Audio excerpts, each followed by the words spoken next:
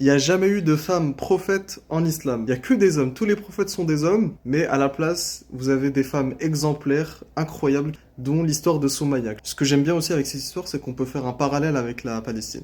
Bref, Soumaïa, c'est une femme simple, pauvre. C'était une esclave à la Mecque. Elle faisait partie des premières personnes à avoir cru au prophète Mohammed sallallahu alayhi wa sallam. À cette époque-là, être musulman était risquer sa vie, même qu'avant ça, il pratiquait l'islam en cachette. Toutes les personnes musulmanes étaient torturées en plein soleil pour qu'ils renoncent à l'islam, pour qu'ils renoncent au message du prophète.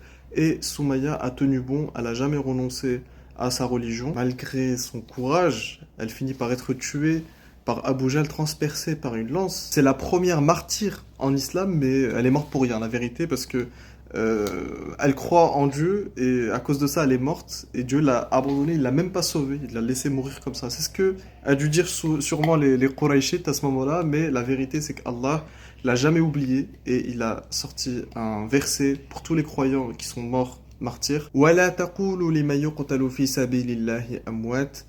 Et ne dites pas de ceux qui sont tués dans le sentier d'Allah qu'ils sont morts, bal ahya'un walakin la tash'urun. Ils sont bel et bien vivants auprès d'Allah Azza wa Jal. Et ce verset s'applique pour tous les martyrs, les shuhada, même les martyrs encore aujourd'hui.